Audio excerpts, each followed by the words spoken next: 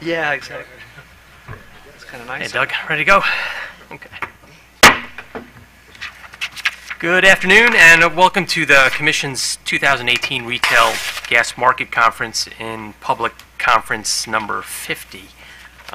This is an opportunity for us to get together today and hear from the state's 5 largest gas utilities regarding winter preparations and customer outreach. I recognize that, sort of mirroring the United States, customers in Maryland use about half of the customers in the state of Maryland use gas for natural heating, and I think in the United States it's about 50%. We might just be at about 50%. This year, year over year, production is up about 10% from natural gas wells, and as I understand that, that is, according to EIA, a record high. Although by the same token, we see that the Henry Hub spot price has gone up substantially since last year. I think it's about $3.20 per MMBTU now, and most of the market fundamentals is pointing to the fact that power generation and LNG exports are keeping that demand high and keeping the price relatively stable and slightly higher than it was last year. I also recognize that taking a look at some of the reports that have been pre-filed, storage conditions in many of your service territories look good, although as you're probably aware, across the United States, storage is down this year by, I believe, about 15% over results at the end of October last year. So I'd be interested in hearing some of your points on whether you use storage and what your storage quantities and volumes are going into this winter season. I'd also be interested to hear about any hedging activities that your utilities have been engaged in.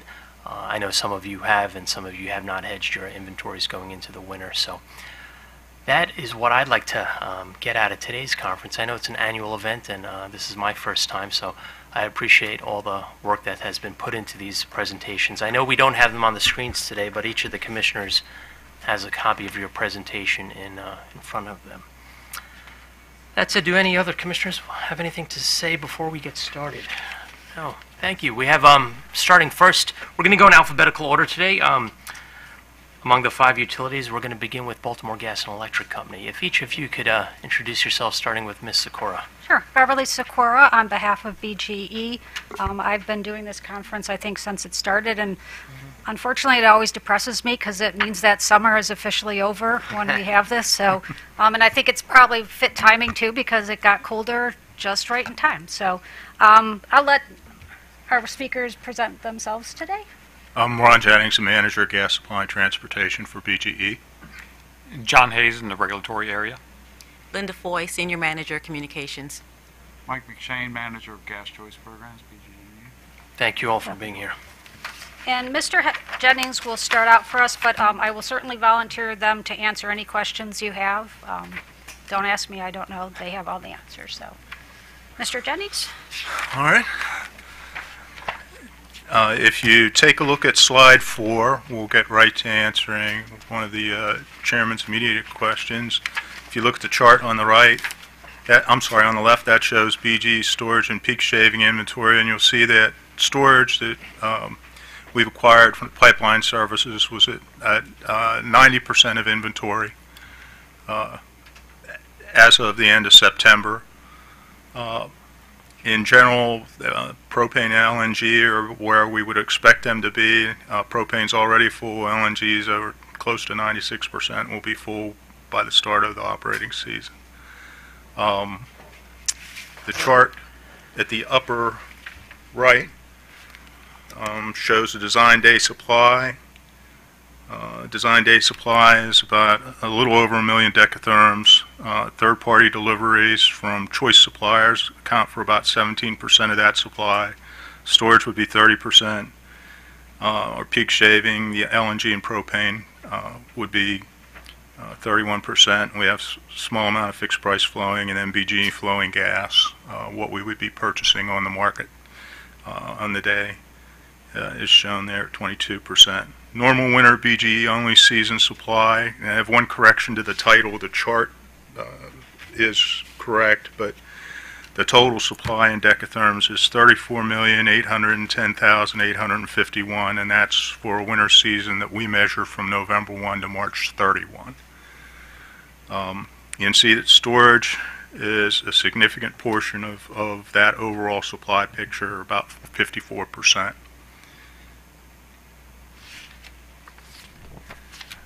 I'm going to move on to slide 5 if there are no questions on the slide that I just went through.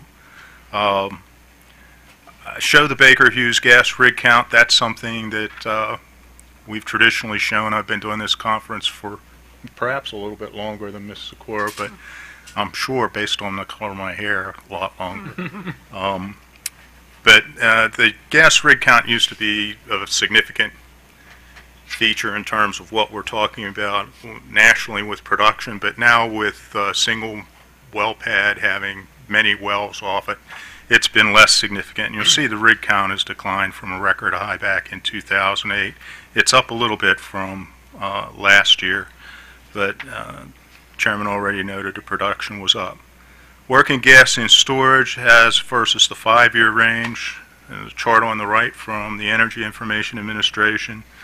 As of the end of September, the blue line represents where we stand right now, which is outside of the 5-year envelope and lower than year over year. Generally looking like would be the lowest it's been since around 2013. At this point, there's a ton of flowing gas out there and available. I don't think there's a tremendous incentive for people to store gas when you look at the price differential from the summer-winter spread basis.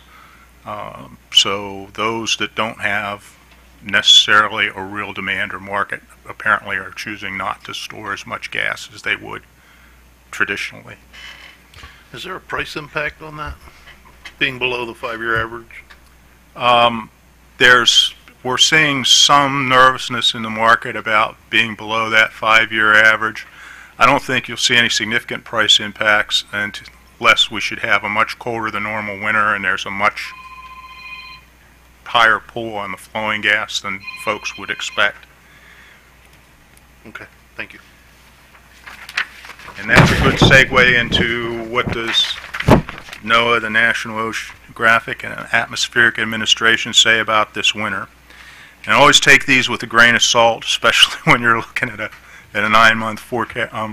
Multi-month forecast. But what they're saying is basically their expectations are that we'll have a warmer than normal winter for the BGE service area with a greater chance of more normal winter weather occurring in the January 19 through March 2019 quarter, where that white kind of shows equal chances. This looks very much like what we saw for the last winter chart when they forecast as we were going into the last winter. So we'll see how this all ends up, but that's the projection right now, and there is some potential for a weak El Nino, which is typically brings us warmer than normal weather in our part of the country. So in terms of your projections, you're basing winter weather conditions similar to last year? Yeah, that's what I'm expecting, that we're going to see something very similar to last year. In terms of the actual monetary projections, we just said a normal winter. In terms of our preparations for supply, we always prepare for the coldest winter we might possibly have. Then you're never disappointed in terms of what happens. Mr. Hayes, I'm sorry. Mr. Hayes will now move on to talk about the winter pricing and then the effect on residential customer bills. Good afternoon, Chairman, Commissioners. Slide 8 kind of shows the breakdown of our winter supply from a price perspective. I have a couple of minor updates on this slide. On the pie chart in the upper left, the flowing gas should represent 41% of the winter, not 39%. And then the blue on the left, the fixed price flowing gas, should represent 5% of the supply, not 7%.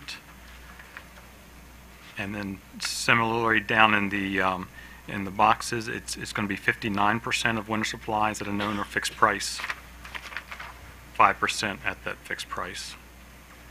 And then over on the right-hand side, 41% is at winter market prices. So my apologies for those. The prices that we show here are the delivered price at BG City Gate, the interconnection between BGE's pipes and the transmission line pipes, the interstate pipelines. So it's different than NYMEX. You'll see some NYMEX numbers in various utility slides. This is the delivered price to get it to BGE City Gate. So you can see that we're right around 60% is already known or fixed price. 54% of that is storage. That is gas that we have physically bought over the summertime, stored on the interstate pipelines, and is ready for winter delivery. The remaining 5% of fixed price winter gas is gas that was bought in the summertime, but at the projected winter price for November through March.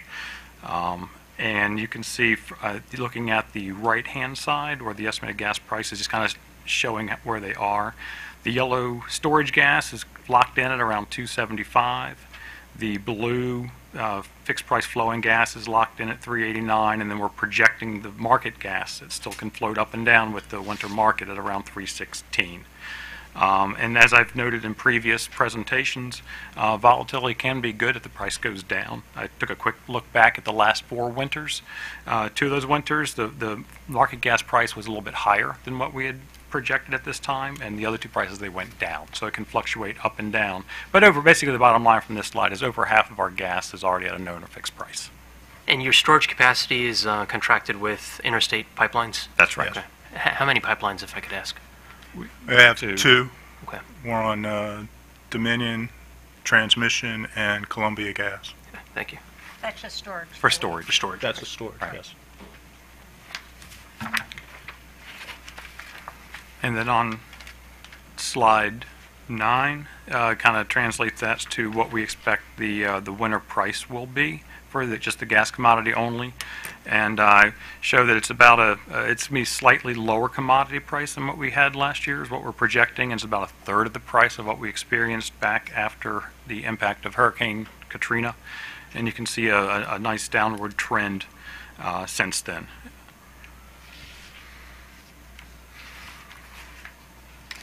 And then finally, how does this, what we project our residential gas winter bills are. This now includes the distribution component as well. Project to see a $16 a month decrease in the gas portion of the residential customer's bill as compared to last year. We're projecting, I always project for pricing purposes normal weather because it can vary all over the place. Last year was a little bit colder than normal in our service territory. We're projecting normal, and then the slight decrease in the commodity price that you saw on the prior slide is leading to the decrease. And looking at an overall average $553 for the gas portion of the BGE's customer's bill. Now that's a substantial decrease. I read some statistics where the average customer in the United States is going to be paying about $30 more this winter, not a month, over the winter period because of fluctuations in the gas price. So I did see EIA is projecting, I think, about a 5% increase nationwide. When I drilled down for gas, they do have it broken down by subcomponent, and I think we're not quite northeast, but that was the closest we were. I think it was a 2.6 or 3% decrease in the bill for the northeast area. The biggest area that I think showed the increase was the Midwest, so I think that brought up that overall increase percentage nationwide. And with that, I will turn it back briefly to Mr. Jennings to talk about our hedging. Well, as we've already indicated, and we know that over half of the gas is at a known price. It's no longer subject to the winter market swing that we might have in prices. The summer storage injections act as a natural physical hedge against those winter price swings. As we purchase gas throughout the 7-month injection season, we're kind of dollar cost averaging those purchases at each month's market price. The fixed price winter flowing gas that we purchase is as required by our tariff under the MBR settlement. And we don't readily recommend any additional hedging at this time. Our experience has just been that that leads to overall some higher costs. Our fixed price winter flowing gas, as we noted before, was $3.89 per decatherm at the city gate. It's projected at where the winter strip was trading on the end of September to be about 1.7 million more than if it was purchased at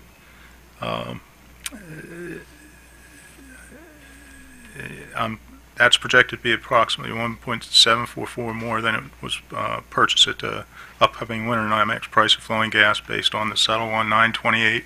When I looked at the settlement on Monday, that number would have dropped to about 1.4 million. So, you know, that just highlights the volatility that may occur in the market, as John points out. We've had months where the fixed price gas has been a winner, and months where it's been what you would consider a loser if you compared it to spot prices, which is not strictly accurate, but tends to be the way folks look at it. And who's next? Next is Linda Foy with Communications and Community Affairs Outreach. Good afternoon. BGE has a number of ways that we reach out to our customers, and we do it on an ongoing basis to ensure that they know what to expect, and that they also know what to expect in terms of prices, but that they also know what to expect in terms of what BGE is doing to help them better manage their bills. So we do a number of things. Our key messages, of course, are that colder temperatures mean heating systems will work harder to maintain set temperatures, and we encourage our customers to be energy efficient, which helps them to manage those seasonal changes in usage. And we also would recommend that they consider budget billing if it works for them. And all of this information, along with a lot of other information regarding bill management, is on our website, bge.com/save. The communications vehicles that we use are many and varied. We, of course, use print, television, digital, and news media, press releases, bill inserts, our Smart Energy News, which is our bill insert newsletter. We provide information in those as well for our customers. And we're preparing for our Winter Ready campaign, which is, as it says, of the campaign to make sure our customers are ready for winter. And that is a multi-pronged outreach to our stakeholders, our customers, as well as elected officials, community organizations, and all of our stakeholders. We want to make sure that they know what to anticipate and know what's available to them. In fact, we issued on the 10th of this month what we call our Fall Into Savings press release around what you can do during this time of year to kind of balance and offset potentially increased usage later in the year.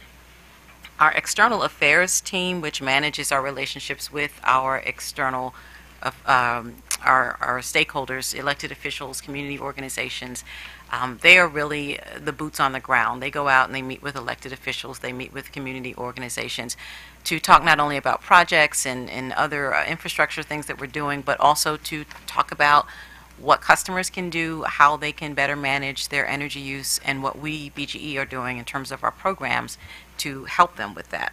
And so they're really engaging at the grassroots level. That group also has a newsletter, Common Ground, which goes out quarterly, and it also talks about some of the seasonal issues that we know our customers are thinking about. One of the newer initiatives of this group is our community advisory or local community advisory councils. We have groups of stakeholders, external stakeholders, who we've put into these various councils who represent different parts of our service area, where we go in and before we initiate any project, any program, any sort of big initiative, we get proactive feedback from them to find out, what do you think about this? How do you, how do you think your customers, your neighbors, your community might view this? So we get real-time feedback from them before we move forward with some of our initiatives. So that has really helped us a lot in terms of knowing what our customers are wanting. So those are really the sort of top things that we're doing around gas prices. I will also just mention that there is also our Captain Mercaptain project that we do every year in elementary schools, because we do believe that we need to start educating our customers or our future customers at a young age around natural gas safety. And this is a contest that is for elementary schools within our service area. And it basically teaches the students about natural gas safety, and they then share that information with their family. So it's all about safety, as well as like making our customers aware of what they can expect to pay in terms of prices and what programs are in place to help offset any potential increases. Thank you, Ms. Foy. I understand that some of your customers may actually be on fixed price commodity contracts with retail choice providers. Do you know what percentage of BG&E customers have exercised retail choice for gas? I think Mr. Hayes might know that. I have that, or Mike, do you, actually, you're here. Approximately 22% of our residential gas customers are purchasing their commodity from gas suppliers. Sure. Sorry. And is the green light on? Yes, Okay. about 22%. Thank you. Which is actually a relatively high number, as I understand it. Of those 22%, what percentage is on variable versus fixed prices? I don't have that data necessarily. The billing would look similar to us, so you would have to look at the bills over a month's period to determine that. Right, thank you. If I could, I do have one other item that we wanted to mention, is what we do around our limited income customers, because we certainly want to reach out to them and make them aware. The web-based commitment benefit system now is much faster and more efficient in processing those requests, and our research has shown that 90% of our eligible users are accessing these applications via the internet, so it's a faster, more efficient, we think customer-friendly process for them. And we're also reaching our energy assistance customers through letters, those that applied and qualified the prior year. We reach out to them just to see if they're going to apply, and make sure that they're aware that they should be applying if they believe they still qualify. So a very targeted approach around our limited income customers. Thank you. Thank you. Yes. And last, Mike McShane is going to talk about our system winter preparedness in response to the commission wanting to know about how we deal with, potential interruptions of the gas customers. Good afternoon, Mr. Chairman and Commissioners. So I'll focus mainly on the interruptible service customers. Each year, we begin a communications campaign as summer wraps up and heading into fall that is directed towards each interruptible service customer. Just a reminder, winter is coming, and their responsibilities to interrupt when and if called for by the utility. In addition to those communications, we do have other verification processes that occur each September, October time period going into mid-November for these customers.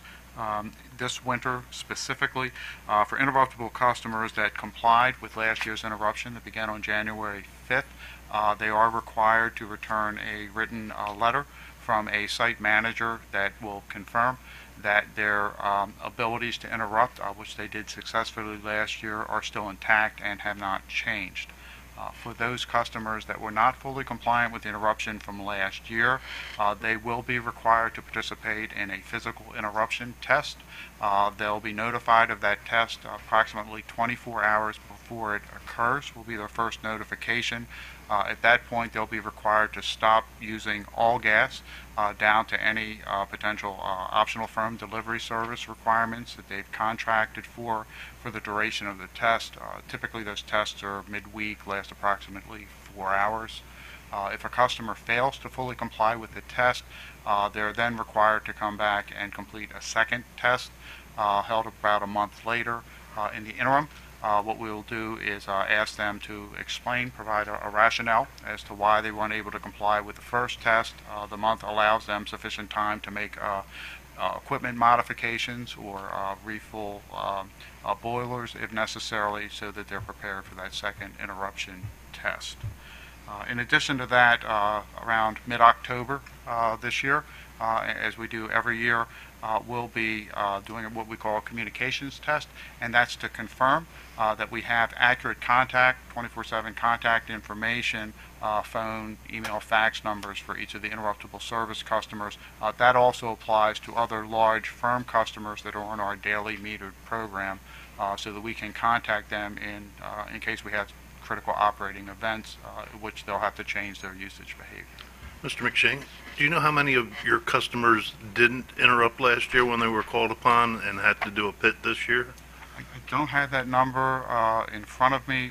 We got pretty good results. I think it was maybe a couple dozen out of approximately 150 interruptible service customers. A couple dozen, maybe? Yes, sir. That sounds high to me. I don't. Well, we consider compliance or non-compliance to be very low. So, as an example, for the 58-hour duration of the, and I'll speak more to this, but I can certainly address it now, of the interruption. Let's say a customer failed to get off on time for the first hour and had some small gas usage, or maybe the first few hours.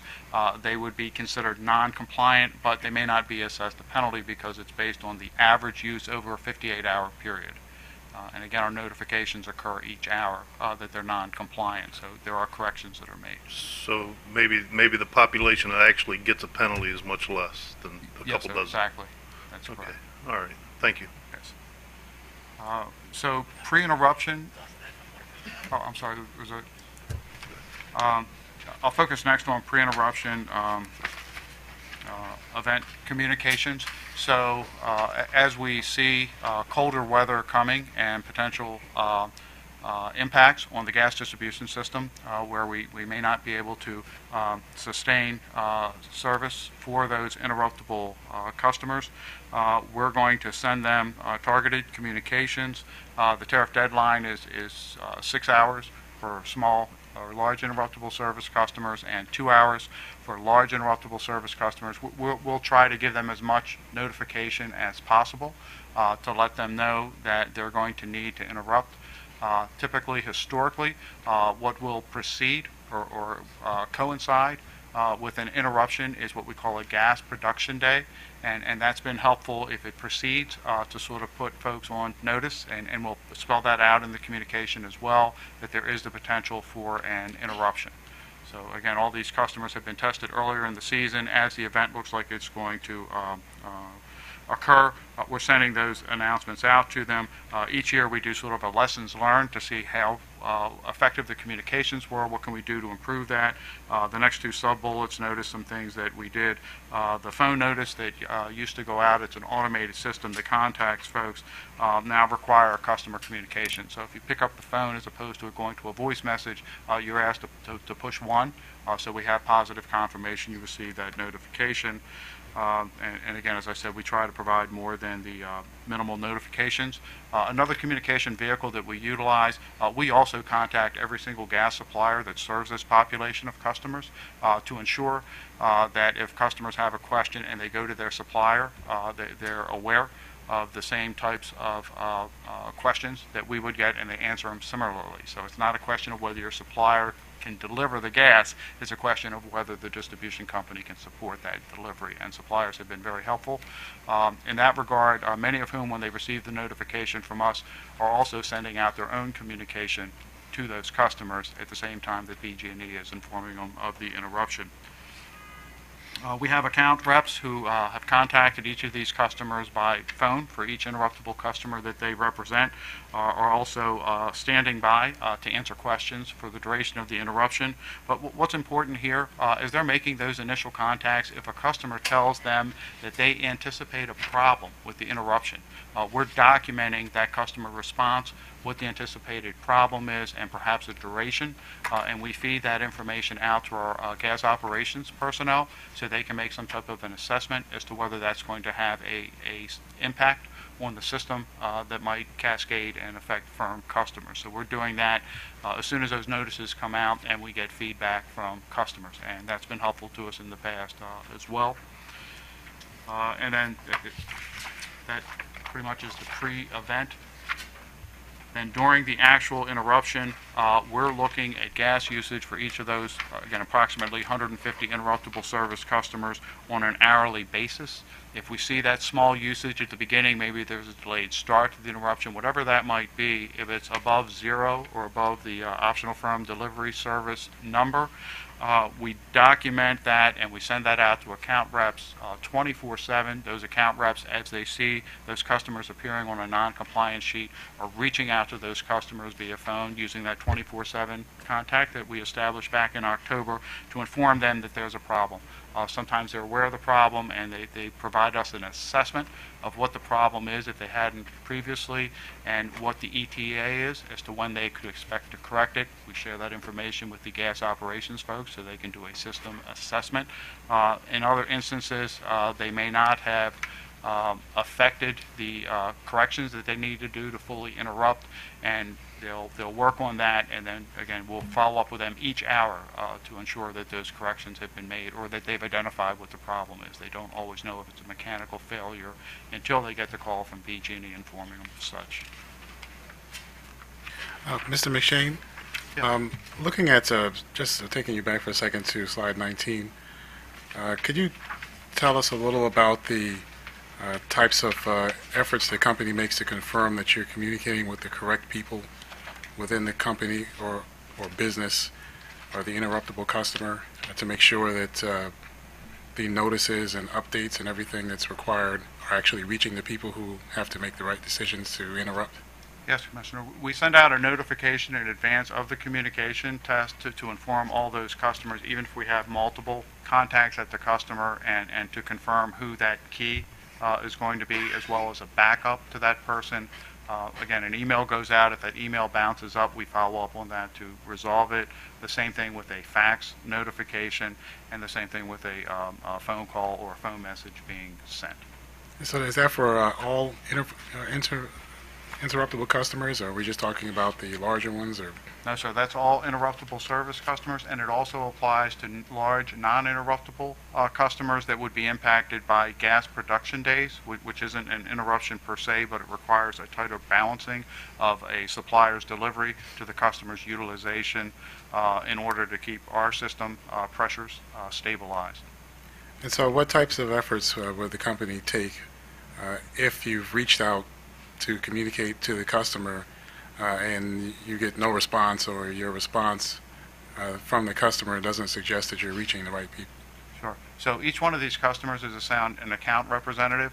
So the responses or non-response or an incomplete response is routed back to the account representatives, and they would be responsible for the follow-up. Again, we're doing this communication in mid-October, so there's opportunities there, even if it involves a site visit to somebody, to ensure that we have those contacts available. Again, the interruptible service customers are all elected to be interruptible service, so there's an expectation that they be contacted during these events and respond accordingly. Thank you. Thank you, Mr. McShane, and thank you to BG&E. Ms. Segura? That's all that we have, unless you have any additional questions. I'd just like to add that, for us, we really do think that communications with our customers is what's key, making sure that the interruptible customers know what their responsibilities are and what the potential ramifications could be if they don't interrupt when we ask them to.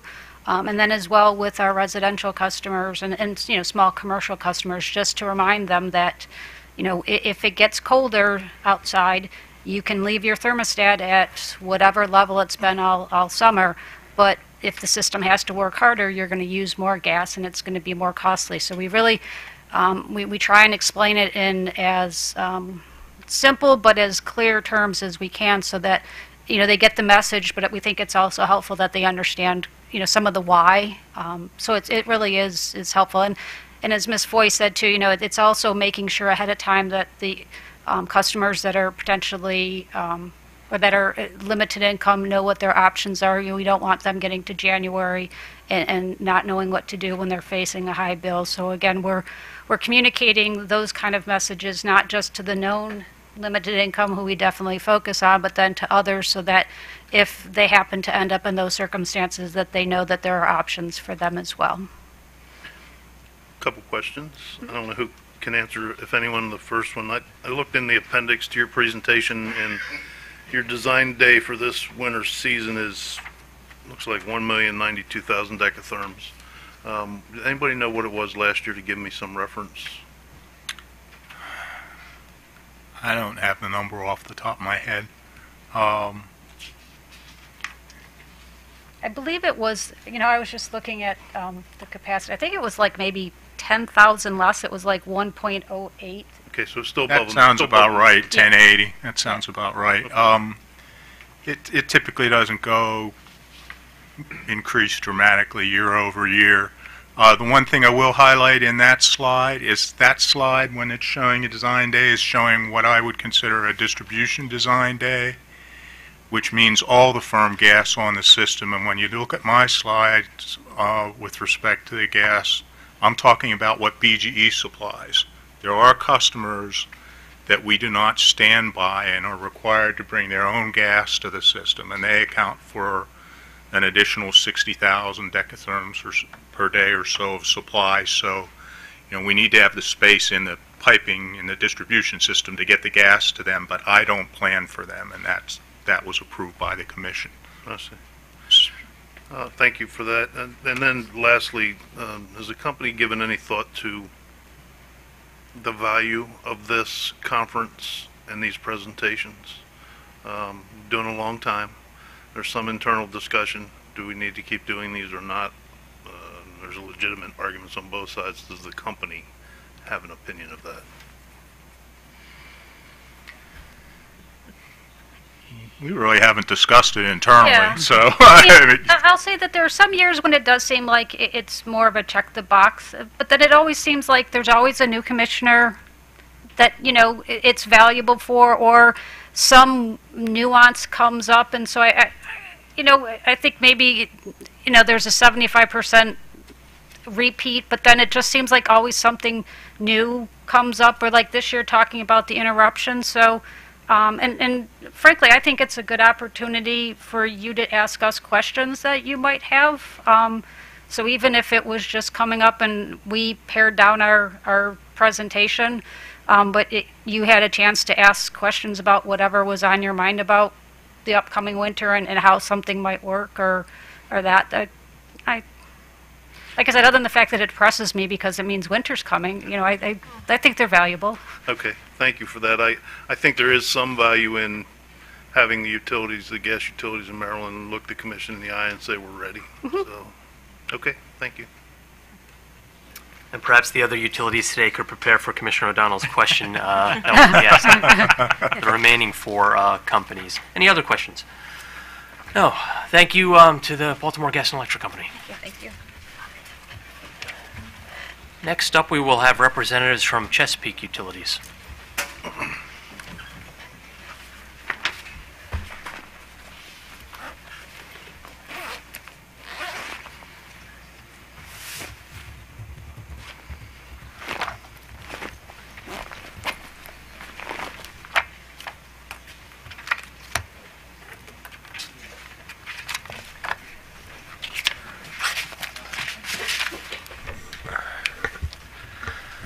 Good afternoon, Chairman, Commissioners. Good afternoon. Thank you for having us here today. My name is Matt Evergam. I'm the Manager with Regulatory Affairs with Chesapeake Utilities. For those who may not be aware, we serve a good portion of Maryland's Eastern Shore. With me today is Will Chris. He is the Manager of Gas Supply, and he will be taking us through our presentation today. I believe he's going to skip to page 4 as the weather projection that we utilize is the same NOAA weather projection that BG&E just went over with you. So it would be just a duplication of I noticed, information there. I think each of the 5 utilities had the same NOAA slide in it, so I it's think popular. that's usually what happens each year. Yes. So, good afternoon. As Matt stated, starting on slide 4, in preparation for the 2018-19 winter, we utilize a mix of supply options, being baseload, hedged gas, storage withdrawals, and we rely on daily spot purchases as well to capture changes in market that would be favorable. Leading into every winter, approximately 50% of our flowing requirements have been procured in advance.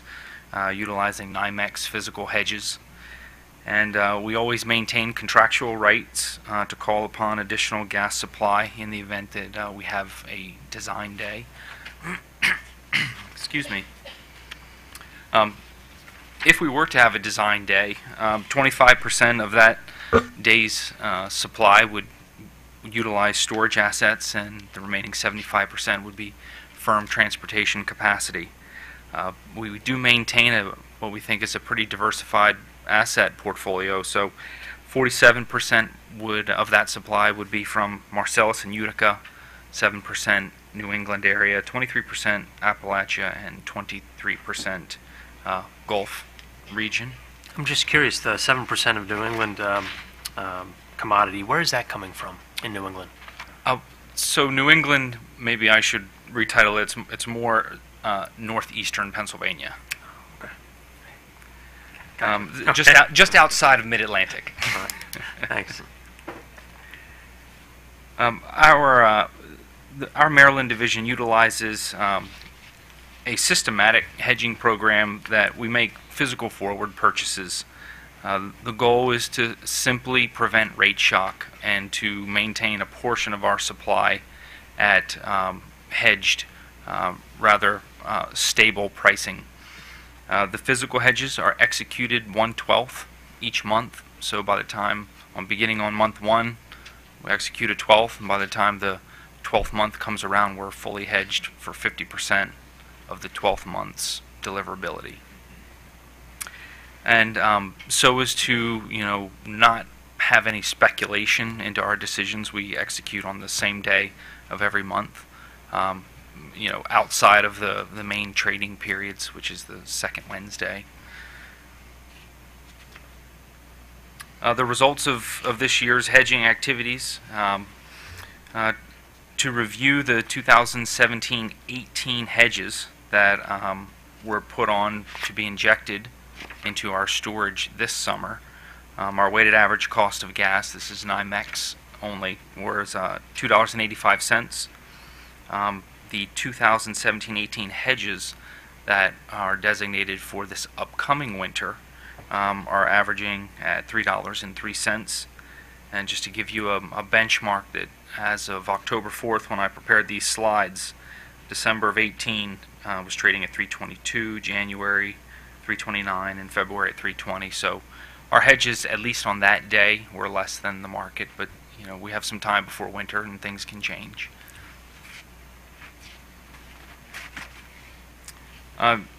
Looking forward, also as of October 4th, you'll see that what's typically considered the storage strip. So if we were to hedge next year's storage injections, the NYMEX was trading at $2.80, and next winter is trading at, or was trading at, $3.08.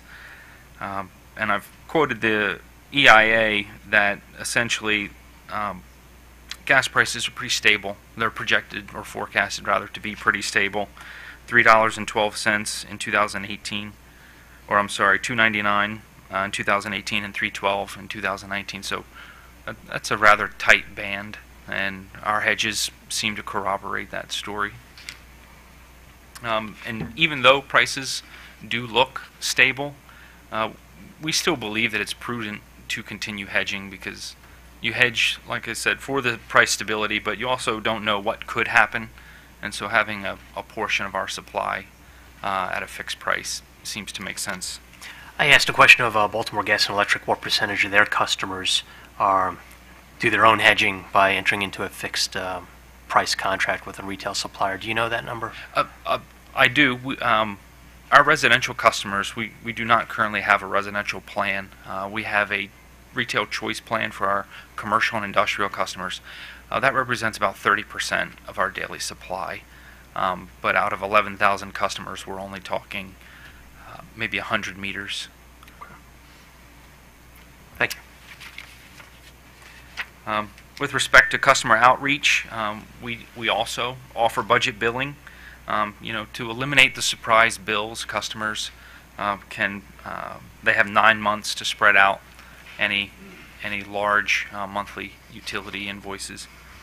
And then we have a true-up every June, and the program resets. Also, regarding conservation, we include conservation tips in customer invoices. We have guides that are also included in mailings, and on-hold messages have conservation announcements as well. We also have on our website, we can direct our customers to conservation tips online, which would be on slide 10. And lastly, Chesapeake Utilities does have a sharing fund. It was set up about 30 years ago through the corporation. It's funded through donations. It's also utilized by social services. And in addition to the sharing program, we offer additional grants such as energy conservation, medical emergencies, and upgrading appliance grants. And I've also included that URL for any further information. And that concludes our presentation today. Thank you. Well, if I could ask, what percentage of your customer base takes advantage of programs such as the sharing program? I do not have that information on top of my head, but I could certainly get back to you. Okay. Thank you. Commissioner Linton. Yes, thank you, Mr. Chairman. Could you tell us a little about the outreach efforts that you employ to encourage customers to take advantage of budget billing or other programs to prepare in advance for the winter? I could only restate what I've previously mentioned, that customer invoice, monthly bills are included, customer guides. And I can speak to that. Company just took an initiative over the summer to our customer guide had been around for a while, and we thought it was getting a little bit stale. So we took employees from operations, from marketing, from regulatory, and we spent about 3 months this summer working on the customer guide, which we completely revamped to make it more customer friendly, include more conservation tips that we thought would be more relevant than what we had in the past. So we have put some effort forth in the company to make sure that we are updating the information we send to the customers. We're making our outreach more timely and providing more substantial tips for the conservation purposes. So at least on the customer guide aspect, I can say we took an initiative over the last several months to enhance that for our customers. And is that information provided also in advance to third parties like elected officials, media outlets, etc.? The customer guide, I do not know that it is. We could certainly forward some along to the commissioners if you would like to look at those and review those. But I don't know that the customer guide is provided to local elected officials or media outlets. I can look into that a little bit more with our marketing department to ask what operations they do there. Okay, thank you. I did have a question, Mr. Chairman. Thank you. Remind me, does Chesapeake have anything akin to an Empower type program, Maryland Empower? We work with, I don't do it personally, but I know we do work with MEAP and Empower, but Chesapeake's personal, the programs within the company really tie to the sharing fund, the company specific programs. There's no ratepayer funding in the sharing fund, though. That's all donations, is that right? It's donations. I mean, there are ratepayer donations, but no funds that are set aside automatically. Very good. And then the other question I asked BG&E and I asked you fellows, if you have an opinion, or if the company has an opinion with regard to the efficacy of these annual get-togethers. I know we have, I think similar to BG&E, we haven't spoken too in depth internally about that, but I think again I would piggyback off BG&E's comments that I guess I've been doing this is my 8th year, and most of the information is the same. 75 to 80% is the same information we come in, we give year after year. I don't think having the conference changes anything that the company would do to prepare for the winter season, but the value I think is being face to face, being able to answer questions, being able to give the commission assurance, that we are ready for the winter. As far as the specific information that's provided, I think it's rather standard, usually year after year. Thank you. Thank you, gentlemen. We appreciate your making the trek across the bridge this afternoon. Thank you. Thank you. Thank you.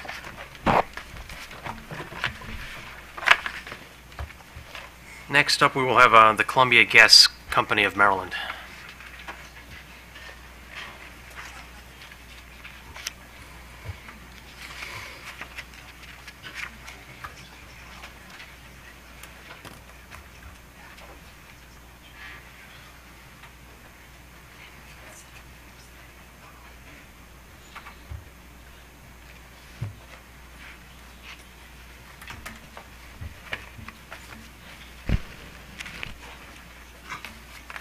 Welcome. Good afternoon. Good afternoon. My name is Theodore Gallagher. I'm an attorney employed by NiSource Corporate Services Company, and I'm here on behalf of Columbia Gas of Maryland. My main function here, and hopefully my sole function here today, is just to introduce our representatives. With me today, to my immediate left, I have Tina Monig. She is a planning manager with NiSource Corporate Services Company. And to her left is Shirley Bardas Hassan, who is a manager of regulatory policy employed by Columbia Gas of Maryland. And with that, I will hand the baton over to the company representatives. Thank you, Mr. Gallagher. Good afternoon. I'll get us started.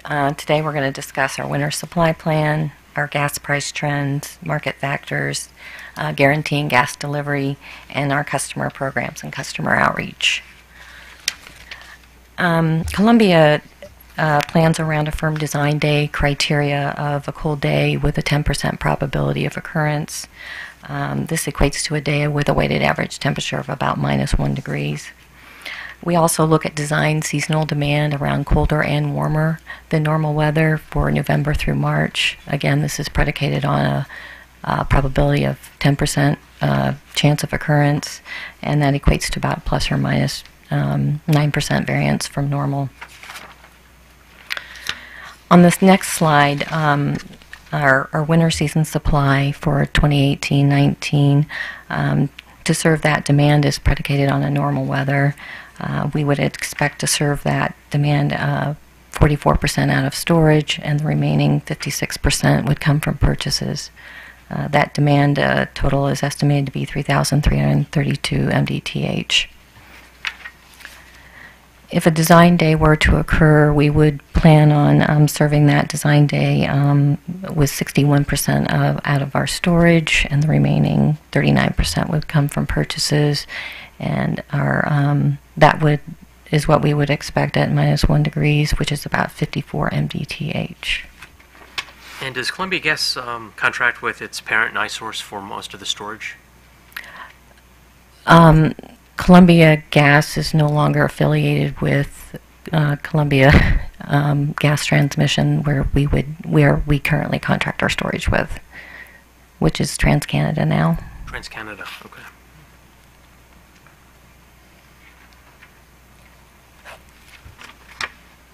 So there's no longer an affiliation. On the next slide, this shows our storage inventory level on our TECO FSS storage, which we contract with Columbia Gas. We are targeting to be at around 95% storage full November 1. We started off the season April 1 around 21%.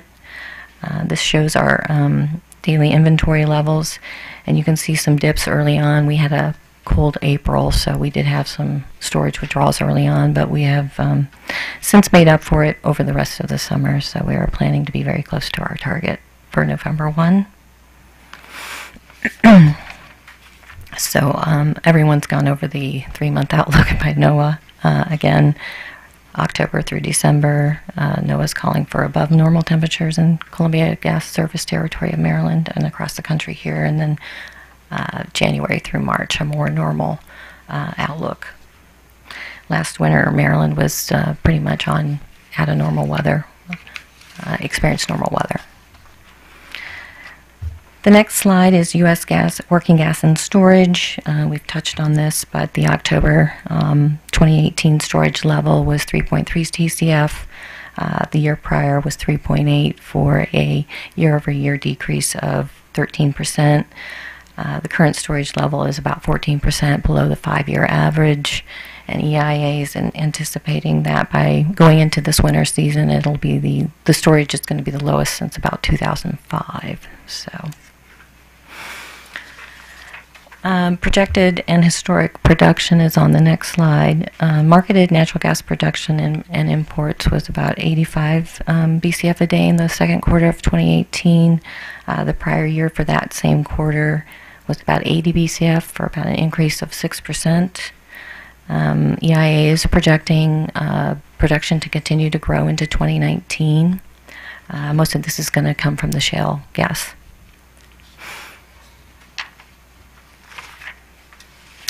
The next slide discusses pricing. Henry Hub prices as of August of 2018 was $2.96. August 2017 was $2.90 for an increase of about 2%. EIA is projecting gas prices to increase 3% over the next 12 months. But for this upcoming winter, we're looking at an average, the forecast is about an average of $3.21, about an 8% increase over last year. And then our next slide is around guaranteeing gas delivery. Our tariff provides us tools to ensure gas delivery enabled to serve our firm customers. So our ability to provide sufficient gas to supply our firm customers hasn't been an issue, but we do have the ability to issue operational flow orders, which require our transportation customers to deliver per our directives in order for us to ensure our firm service is provided to our firm customers.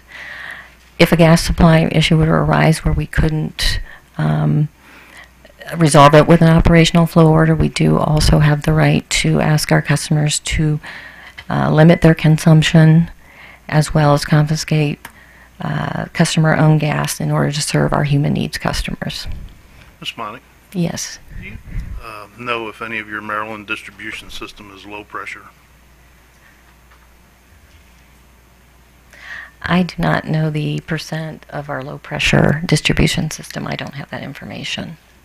I don't know the answer to that question either, although I think I can say that consistent with our practice since we began our accelerated main replacement program approximately 2007-2008, our practice is to replace, when we replace bare steel and cast iron facilities, we're doing it with medium pressure systems and installing excess flow valves on individual customer service lines so that in the event of a large leakage or pressure drop, then automatically the gas is going to get cut off to those residences to deal with that. So we to the extent we do have existing low pressure, I'm a dumb attorney, I'm not an engineer, I don't know, but I know that we are installing medium pressure systems.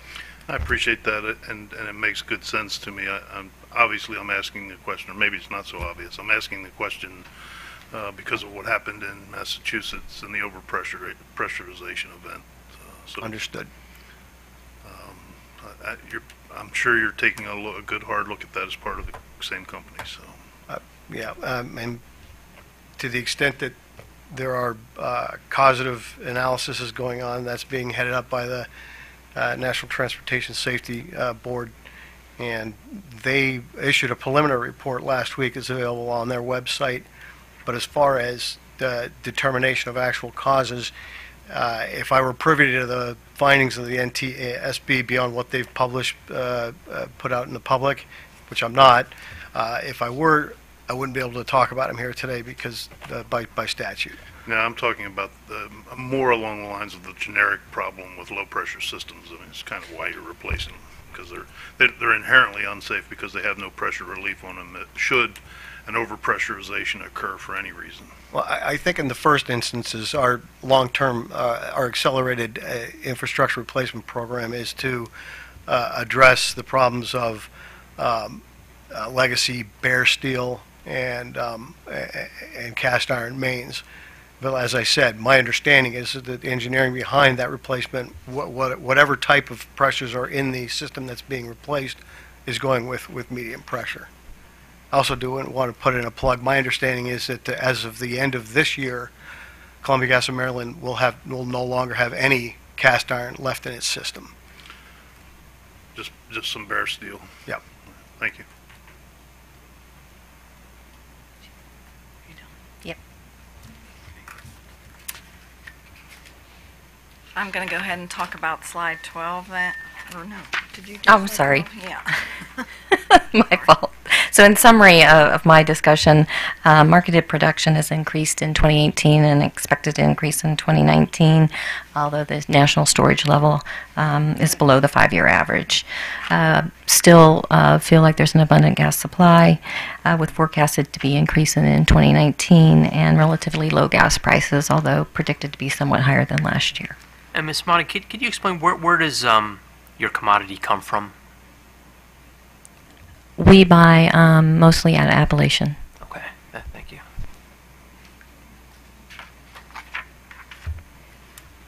Okay, moving on to slide 12, slide about Columbia's customer programs. The first two bullets are programs that are unique to Columbia. There's a heat share program. It's privately funded through shareholder and customer contributions. The Dollar Energy Fund administers it for Columbia, and customers that are at or below 200% of the federal poverty level income guidelines are eligible for it. It helps offset overdue payments and restoration of service. We also have the WarmWise Low Income Usage Reduction Program. We come to the Commission each year to get approval for $90,000 for this program. Customers eligible for MEEP are all, and that have high usage are eligible for the program. And through the program, they receive a home energy inspection, energy consultation, and may also receive attic insulation, sidewall insulation, and air sealing measures. The other two bullets are government programs. One's the Maryland Energy Assistance Program, and the other is the Universal Service Protection Program. I believe all utilities in Maryland have these programs available for customers. And again, they are geared toward low-income customers to help them pay their bills and give them affordable payments. If there's no questions on that slide, I'll move to the last slide. Oh, I have a question about your last bullet on slide 13. Okay.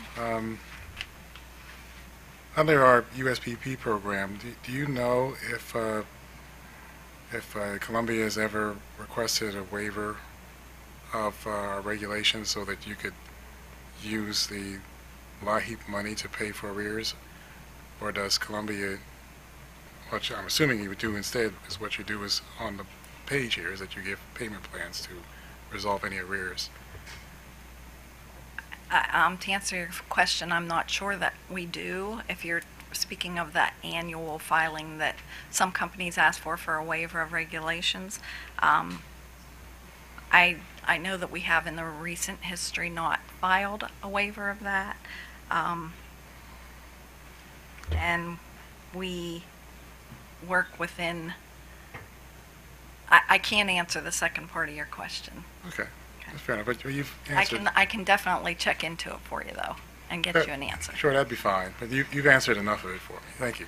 Okay. All right, Columbia's last slide, 14, is about customer outreach and communications for winter preparedness. We do a cold weather minute, which is basically an awareness campaign that happens before the winter heating, that's launched before the winter heating season. And it's a mix of traditional, digital, and social media outreach.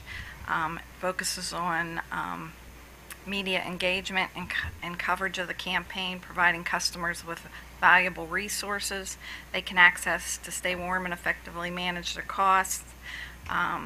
There's also opportunities to promote other customer programs when they tie into the Cold Weather Minute topics. There's 15 different Cold Weather Minute topics, and they cover safety information as well as energy efficiency information. We have carbon monoxide giveaway events. As we're partnering with local fire departments and community organizations. We distribute complimentary combination carbon monoxide and smoke detectors to communities in our operating area, including Cumberland, Maryland, this October. And if customers miss the opportunity to get a free one, we do offer a 20% discount on our website or through the First Alert store. There's gas odor safety messaging, understanding people are turning their furnaces back on. We launch a social media campaign to remind customers about gas odors and to make sure they get their appliances inspected to ensure that there aren't leaks. And then we also do bill inserts that have that are messages in bills to customers to identify customers that might be struggling with their winter heating bills and to make them aware of programs that are available to help them pay the bills and to reach out to us if they do have problems paying their bills. And that concludes Columbia's slide presentation, and we're available for questions. Thank you, Ms. Hassan. Do we have questions? Additional questions?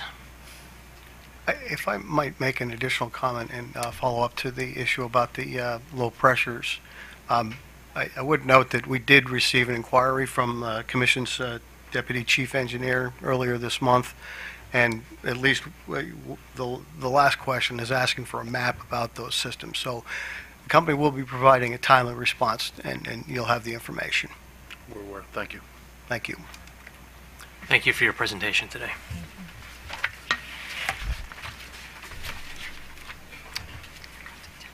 Next, we will have representatives from the Elkton Gas Company.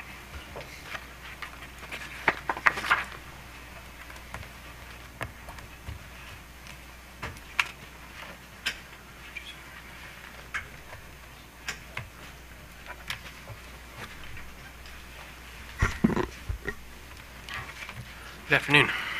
Good afternoon, Mr. Chairman and Commissioners. Thank you for the opportunity. I'm Carville Collins, counsel to Elkton Gas Company, and with me today is Leonard Willey, manager of gas supply.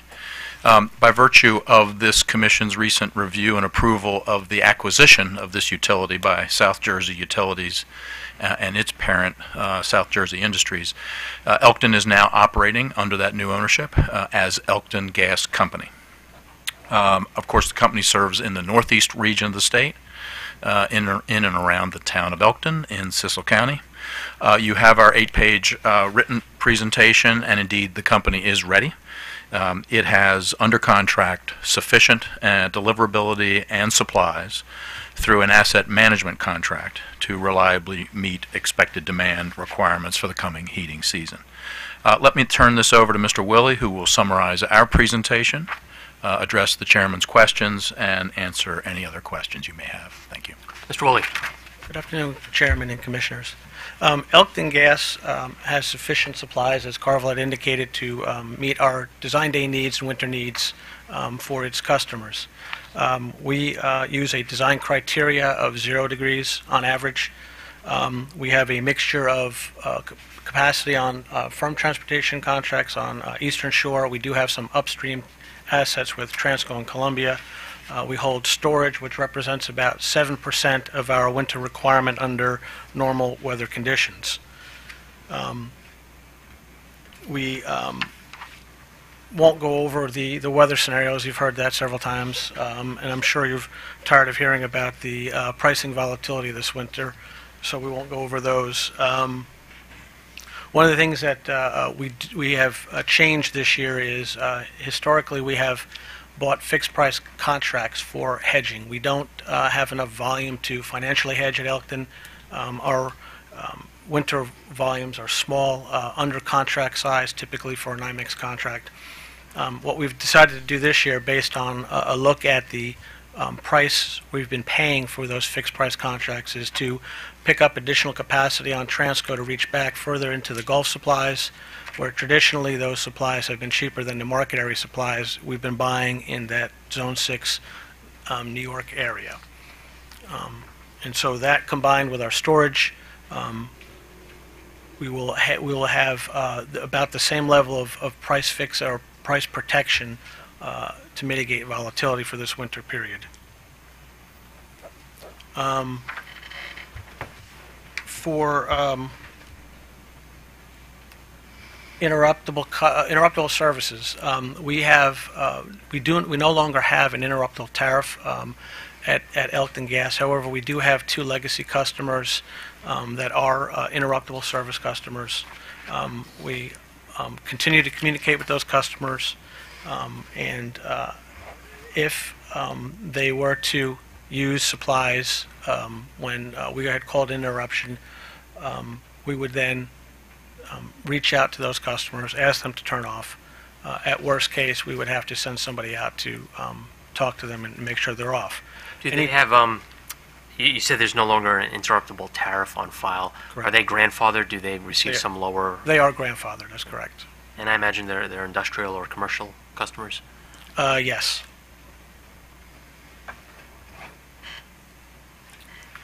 And then for outreach, let's see, twice a year, we do go, I'll get my notes here, excuse me. Missing a picture, yeah. Twice a year, we reach out to customers through bill inserts and mailings, providing information on weatherization, conservation, budget billing, energy assistance. We also have a website with a bill analysis tool that can be utilized by customers. And that website also has links to the same information that we provide in the bill inserts and the mailings. And I believe that kind of concludes the presentation. If you have any questions. Thank you, Mr. Woolley. We recognize Elkton is substantially smaller than some of your peer utilities here, so not all the same issues affect your company as they would Baltimore Gas or Washington Gas. Although we recognize that at the end of the day, the customers need to be served reliably and having an uninterrupted service during the winter months. I was curious, Commissioner O'Donnell asked the question earlier whether or not some of the utilities find utility in this annual conference. What say you on that question? I mean, I do find value in it, not just in presenting to you where we stand, but also hearing from the other utilities as to how they're setting up, structuring, getting ready for the winter period. It does provide a lot of information that we wouldn't necessarily get anywhere else. So, I mean, I do find value just in hearing everybody else in their preparations. Thank you. Quick question. In your appendix, page 8 of 8, to your submittal, what does the red line on those two bar graphs represent? It wasn't clear to me what that is. Oh, that's the heating degree days. So that's the actual heating degree day on that the bars are the load. Okay. And then basically an indication of weather is that red line. Okay. These are those 2-for-1 charts. Yes. Okay. Now I see it on the right-hand axis. Right. So what we're trying to show here is the if you look at the colorization, the green bar represents this past winter. The orange are the number of days within that 25 that occurred during the polar vortex, and then the rest are just a mix of years. Thank you. Thank you for making the trip down I-95 this afternoon. Thank you. We'll see you next year. Thank you. Thank you. And finally, we have the Washington Gas Company, which is a WGL company.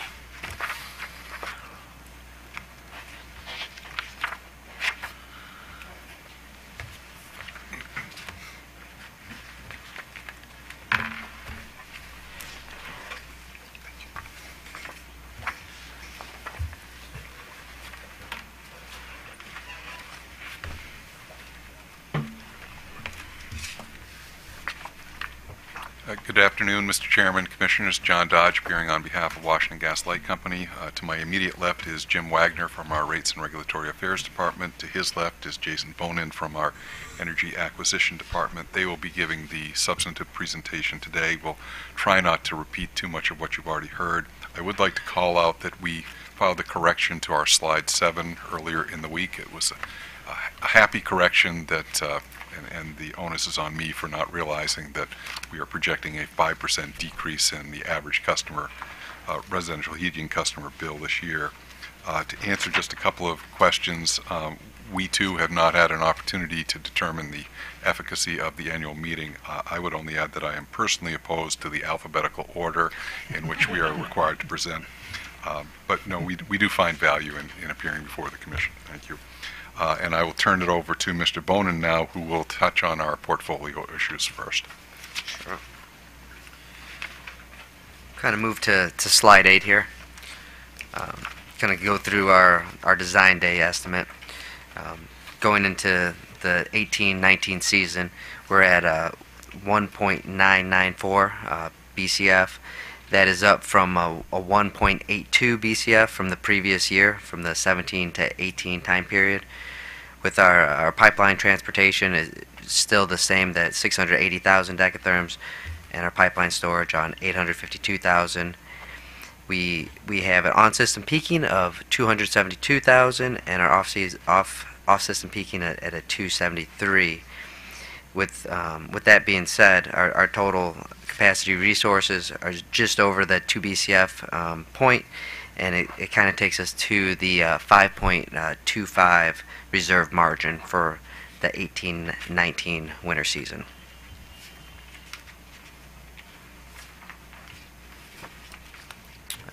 Moving on. Bonin, sorry, can you explain to me Sure. what does the reserve margin intend to convey? 5.25? The 5.25. We were just in between our 5 and 6.5% reserve margin there, and just trying to stay within that tolerance. But this is the reserve margin regarding your estimated peak and your estimated capacity to supply that peak? Our reserve margin, yes, for our design day at the 1.994, just to have the total capacity resources of the 2 BCF range, just over our complete peak estimate. Thank you.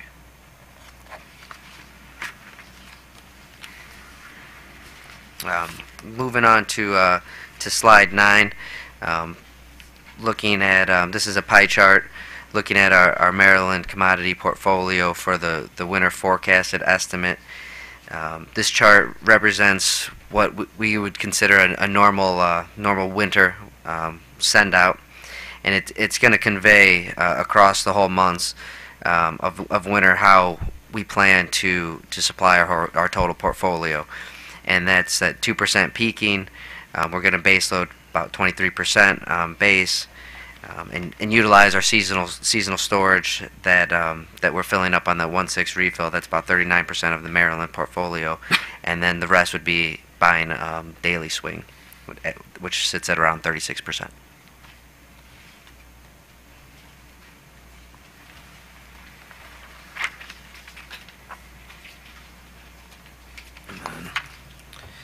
Moving over to our slide 10, this touches the Maryland hedging and how we fill our summer hedging. So our seasonal storage ratable fill number was just a little bit over 11 BCF this summer. Storage WACOG estimate as of 9/30 was about $2.61. To put it into perspective, out of our storage that was filled on the 9/30, we were just around 94% full total storage. Our estimate to be at the end of, or at November 1st, is to be 97% full. There was any other incremental hedging performed besides our ratable summer storage fill during this time period. And then going into our winter hedging, we did not go out and do any winter hedging performed. And we're looking at the winter strip price of 10/9/18 was 324, but since then there's, as mentioned earlier, there has been a lot of volatility, and this is off about by 10, at least about 10 cents at this point.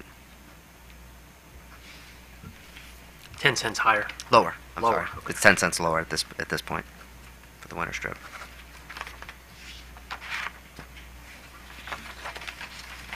Turn it back over to Jim. Good afternoon, Jim Wagner. Two things I'll do is, one, I'll update you on communications being done by the company to prepare our customers for the winter heating season, and also look at the customer bill impact. So if I could get you to turn to slide 3 on page 3. This gives some examples of some of the communications we're making to customers. Washington Gas does customer education year-round, and beginning in August, we have a pamphlet entitled Maximize Your Energy Savings that gets included in the August bills of all of our customers. Included in this pamphlet is information on safety and energy efficiency tips, also our budget billing plan, our customer choice program, and energy assistance tips for customers. On the budget billing, to give you an example, in Maryland, we have approximately 52,000 customers who take advantage of budget billing, which is about 11% of our total customer base. To put that in perspective, it's similar to Virginia. We have about 480,000 customers in Maryland, a little over 500,000 in Virginia, and the Virginia number was 57,000. So about 11% of our customers take advantage of having a set amount for the 12-month period that they're being billed for their gas. The Customer Choice Program in Maryland is clearly the most used program of our 3 jurisdictions. In Maryland, we currently have approximately 102,000 customers that are using Customer Choice and purchasing their gas from gas suppliers. This compares to about 56,000 in Virginia, and DC 18,000, although DC we only have about 160,000 customers. So we do have in Maryland the largest by far percentage of customers who are taking advantage of Customer Choice. Mr. Wagner? Yes. The Commission previously authorized through order supplier consolidated billing in your service territory. How do these communications happen in that instance? Well, the majority of customers on Choice are using WG to do dual billing. So majority of customers obviously prefer to have one bill rather than 2. So in any bill being sent out by the company, the bill inserts are included. Subject to check, I believe we do forward these to any CSPs who are doing their own consolidated billing, which is more an exception and is more for non-residential type customers. So most of the, if not all of the suppliers serving residential customers are using the companies to do the billing for them. Do you know if the applicant for the supplier consolidated billing has gotten up and running yet and issuing their bills? I'm sorry, could you repeat that question, Commissioner? The order that I referred to where we authorized, is that particular applicant issuing bills? I'm not sure. I'd have to check on that. Subject to check, I believe that supplier who may be in attendance today is up and running in Maryland. Okay, very good. Thank you. So in August then, that Maximize Your Energy Savings pamphlet was sent to all customers. The Maryland Energy Assistance, this describes the MEEP program, the USPP, and also our Washington Area Fuel Fund. This pamphlet was included in the October billing cycle, so it's being received by all customers. We also, the Washington Area Fuel Fund is a fund that donations are made and the money is provided to customers who have exhausted all other means of paying their bills. This was implemented in 1983. From that date till today, approximately $26 million has been distributed to over 200,000 residents who have received those particular benefits. The company does quarterly newsletters where all of this information, whether it's WAF, safety, other items, the customer choice program, budget billing, are throughout the year reinforced to customers as options that they have to participate in. We also put winter messages on bills that direct folks to go to our website to get information on these various programs.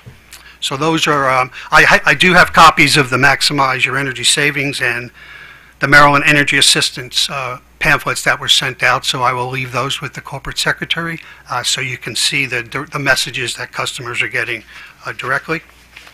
If I could turn you, slides 4 and 5 are the company's website. So on the website, all of the information I previously talked about is available to customers, as well as other tips that they can have in terms of getting ready for winter and different items related to working with Washington Gas on various programs. Slide 6. The company does a direct outreach to low-income customers. So a letter is sent to all customers that can be identified as low income, and in this letter, through direct mail, it reinforces some of the information they may or may not have seen from the bill pamphlets that we sent out. So later this month in October, this letter will go out, and it'll provide all of the Maryland Energy Assistance information by county where they can look to sign up for the MEP and other benefits, contact information for Washington Gas if they need help with their bill or setting up alternate payment plans, and we also send out the energy savings bill insert to these customers. So approximately 7,600 low-income customers will be receiving this direct mail communication later this month in October. Okay. Slide 7 is the customer bill impact. The company is expecting, and just as BG&E said, we use normal weather. We do a normal weather study, and based on that, we're expecting normal weather conditions. We compare that to what actually happened in the 17-18 winter heating season, and we're projecting approximately a 5% decrease in customers' bills. Last year was slightly colder than normal, especially mostly impacted by January of 2018 when we had the first week of January. For us, we had the highest send-out day in the company's history on I believe, the 6th of January. So based on that, the rest of the winter was relatively normal, but January did cause the winter to be slightly warmer than normal. Customers used higher therms than they would under normal weather conditions, as we're predicting here. So we're expecting bills to be approximately 5% lower than they were a year ago. And then again, other factors can occur with weather, and other things can impact the prices that customers do pay. But that's our projection for the upcoming winter heating season, the impact on customers' bills. Thank you, Mr. Wagner. And we're happy to entertain any questions the commission may have. Mr. Dodge, I will just say that I've always found it very useful to go last when I was on panels. It allows you to rebut a lot of things. That's what I meant to say. I'm sure you're. I'm wondering if the supplier from DECA would be willing to entertain my question regarding communications. Could you come up, sir? If you,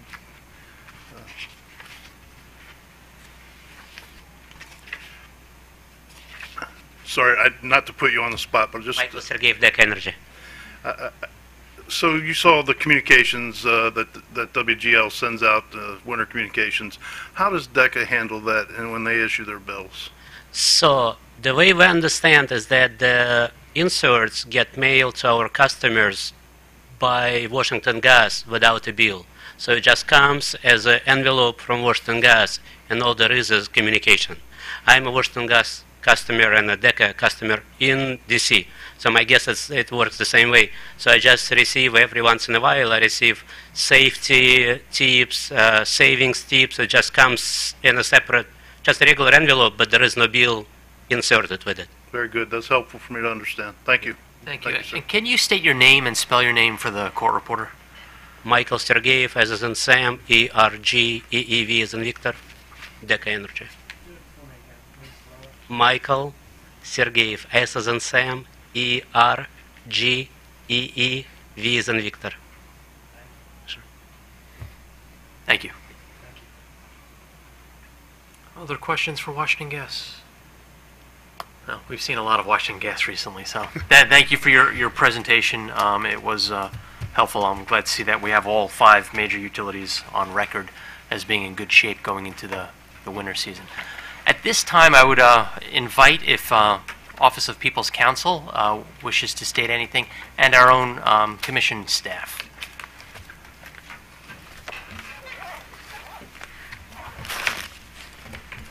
Staff has nothing to add, Mr. Chairman. Thank you, Mr. Spivak. Mr. Auslander. Jake Alexander for OPC. We have nothing to add either. Thank you. Well, with that said, I do appreciate being my first time on the bench for this PC50 conference, hearing from the utilities and how they're best positioned and positioning themselves for the winter 2018-19 season. There's obviously a lot of variables, and there's some art and some science into forecasting what customer demands are going to be and where prices are going to go, but I appreciate you putting some time and effort in giving us your best guess. Do my fellow commissioners have any closing statements? No? Thanks to the utilities for providing. Thank you very much, and we hope to see you next year. This conference is adjourned.